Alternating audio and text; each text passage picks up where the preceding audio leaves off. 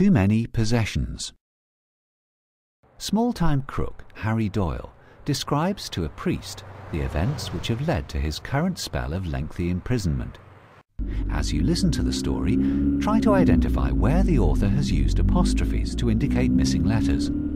Also, where the author has used apostrophes to indicate whether a possessor is singular or plural. Harry's confession will be concluded in the next episode. When I was a kid growing up on our estate, the local priest was like God. My mother worshipped the ground he walked upon, though I reckon the old man was always a bit jealous. Dad was a drunkard and resented the adoration which he felt should have been coming his way. Needless to say, I followed my old man's example. I'd always had a hankering after the bright lights and glitzy glamour of the big city, so I headed for London's famous West End. Of course, things turned out different, and I ended up in a dreary rundown part of the East End where the local kingpin was a geezer called Mr. Punctuation.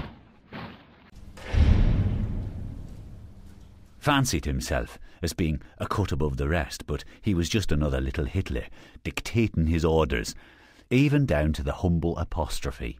Going down the club later on, Harry? Dolores, the new barmaid, she's mine. The boss's. That's boss apostrophe S, Harry, to show possession, if you know what I mean. I knew what he meant. And your name, Harry? That's apostrophe A, to show omission. Keep your hands off, Dolores, or it'll be more than just the H from your name that gets dropped, if you get my drift. I got his drift all right. That was just like Mr. Punctuation. Even if you got it first time, he still had to spell it out. Him and Dolores, that's a story on its own, but I'll come back to that next time.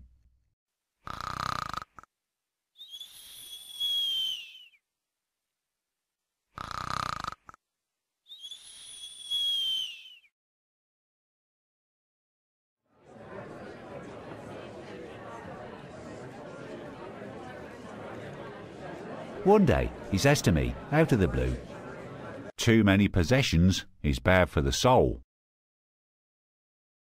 For a minute, I thought he's gone stark staring mad. What with all the Art Deco cluttering up his pad and the bling cluttering up the lovely Dolores' neck. But then he suddenly explained. "So we're going to spread a bit of spiritual enlightenment. You know that jeweller's on the high street?" Well, it fell into place like a diamond tiara. I could definitely see the light. "Take Billy, Slow Alec, and some of the part-time boys with you. We'll cut the take as follows. So, listen up, and listen up good. You don't want to get this down wrong, 'cause any errors here could cost somebody their life. Well, for starters, the part-time boys' share ain't none of your business. Billy's shares, 10%. Harry's shares, 10%.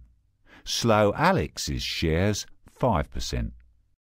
No need to ask why they called him Slow Alec, and no need to ask where the other 75% was going either.